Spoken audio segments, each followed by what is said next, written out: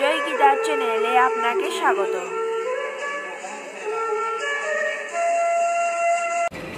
এবং একই সাথে একাদশী পড়েছে, কালকে তো শয়ন একাদশী।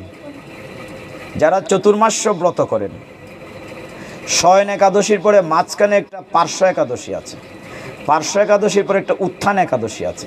মানে ভগবান শয়ন করলেন, পার্শ্ব মানে কাইত হইলেন, তারপরে উঠলেন। এইখান থেকে নভেম্বর মাস পর্যন্ত, জুলাই, আগস্ট, সেপ্টেম্বর, অক্টোবর, মানে 4 মাস পরে যে ব্রতটা হয়, চতুর্মাস্য ব্রত যারা করেন তারা 4 মাসের ব্রত করেন। যাই হোক, জগন্নাথ কি করলেন?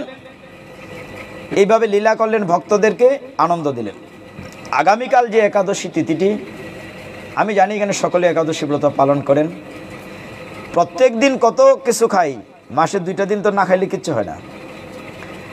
ভগবানকে নিবেদন করে, কালকে কিন্তু জগন্নাথের তো একাদশী না, ভগবানের একাদশী না। অনেকে বলেন যে ভগবানকে তো পঞ্চশস্য দিয়ে নিবেদন করা হয়। নিবেদন করা হয়, কিন্তু ওই দিন তো ভক্তরা খায় না, ওইটা রেখে দেয়, পরের দিন খায়, পারণার সময় খায়।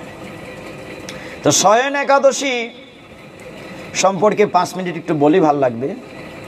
একাদশীর মাহাত্ম্যটি এত পুণ্যময়, এই তিথিটি কালকের শয়ন একাদশী। নারায়ণ কোথায় ঘুমান? ক্ষীরসাগরে, নাগের বিছানার উপরে। এরকম বিছানা না, কিন্তু নাগ, বাসুকী নাগ পেঁচানো থাকে, তার উপরে নারায়ণ শুয়ে থাকেন। আর তার পদসেবা কে করেন? লক্ষ্মী দেবী।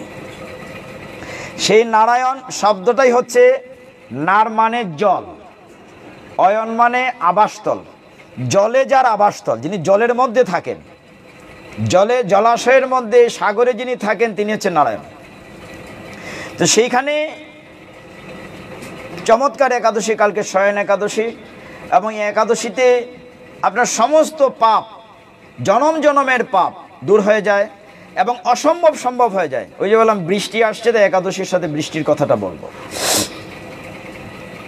এই কাহিনীটি বলা আছে ভবিষ্যত্তর পুরাণে। অনেকগুলো পুরাণ আছে আমাদের সনাতন শাস্ত্রে, 18টি পুরাণ, 18টি উপপুরাণ, অনেকগুলো আছে, উপনিষদ আছে 108টি। ভবিষ্যত্তর পুরাণে এবং সমস্ত একাদশীর কথাগুলো যারা শুনবেন, মাহাত্ম্যে বলা হচ্ছে, যারা একাদশীর মাহাত্ম্য পাঠ করবেন, যারা শুনবেন, তাদের যুগ জনমের লক্ষ্য জীবনের পাপ দূর হয়ে যাবে। কাজে শোনাটাও বিশাল ভাগ্য, শ্রবণ করাটা একাদশীর মাহাত্ম্য। প্রত্যেকটা একাদশীতে, যেমন গীতাতে বক্তা শ্রীকৃষ্ণ ভগবান, আর জিজ্ঞাসা করছেন শ্রোতা অর্জুন। প্রত্যেকটাতে একজন প্রশ্নকর্তা থাকেন, একজন উত্তরকর্তা থাকেন। এই একাদশীর মাহাত্ম্যগুলোও জিজ্ঞাসা করেছেন যুধিষ্ঠির মহারাজ, আর উত্তর দিয়েছেন কৃষ্ণ জনার্দন। তো কৃষ্ণের কাছে গিয়ে বলছেন, হে জনার্দন, এই আষাঢ় মাসের শুক্লপক্ষিয়া একাদশীর নাম কি, মাহাত্ম্য কি? তো তিনি বলছেন, এই একাদশীটির নাম শয়ন একাদশী, এবং একাদশীর মাহাত্ম্যটি খুব খুব ভালো।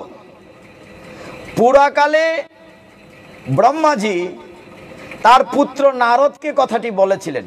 একটি কাহিনী আছে, আমি সেই কাহিনীটি তোমাকে বলছি।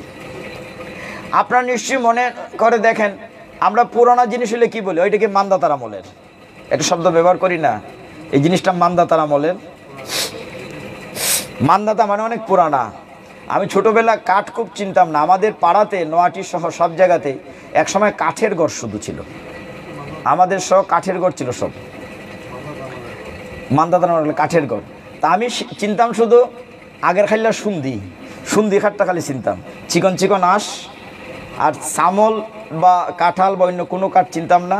আমাদের যদিও ফার্নিচারের দোকান ছিল, বাবা ফার্নিচারের ব্যবসা করতেন, আমি সুন্দি ছিল। তখন ওই মান্দাতার আমলে সুন্দি কাঠ দিয়ে কাঠের বেড়া দিছে, অথচ এটা কত দামি কাঠ। এখন তো এটা ফার্নিচারই বানাইতে পারবে না, পাওয়াই যায় না।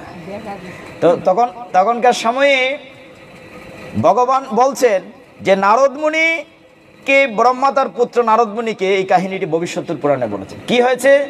যে তখনকার সময় একজন রাজা ছিলেন, খুব বিষ্ণু ভক্ত, এতটাই বিষ্ণু ভক্ত, এত ভালো, প্রজাদেরকে সন্তানের মতো পালন করতেন, খুব ন্যায়পরায়ণ ছিল, রাজ্যে খুব সুখ ছিল, শান্তি ছিল, অভাব ছিল না, চুরি ছিল না, ডাকাতি ছিল না, পাপ ছিল না, খারাপ ছিল না।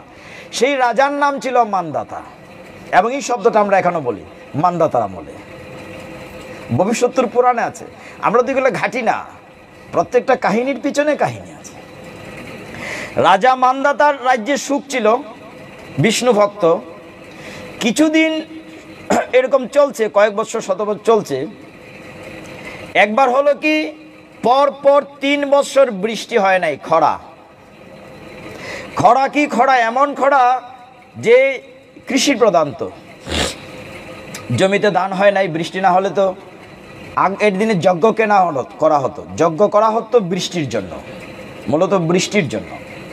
যজ্ঞ করলে বৃষ্টি হতো, বৃষ্টি হলে ফসল হতো, ফসল হলে আমাদের ক্ষুধা নিবৃত্ত হতো। তো এই রাজ্যে, মান্ধাতার রাজ্যে হলো কি, একবার 3 বছর বৃষ্টি হয় নাই, খরা, ফসল নাই, মানুষ হাহাকার, দুর্ভিক্ষ লেগে গেছে।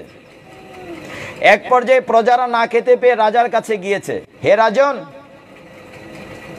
একটা কিছু ব্যবস্থা করো, আমরা তো না খেয়ে মরে যাচ্ছি। রাজা বলছে, নিশ্চয়ই আমার কোথাও ত্রুটি হয়েছে। রাজার দোষে তো রাজ্য নষ্ট হয়। হ্যাঁ, কি হয়েছে? তখন রাজা, আমি সংক্ষেপ করছি, তখন রাজা কি করলেন, রাজ্য ছেড়ে বনে বাড়িয়ে গেলেন।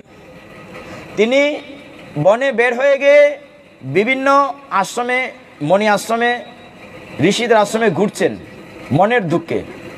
ঘুরতে ঘুরতে দেখা হয়ে গেল ঋষি অঙ্গরাজের সাথে।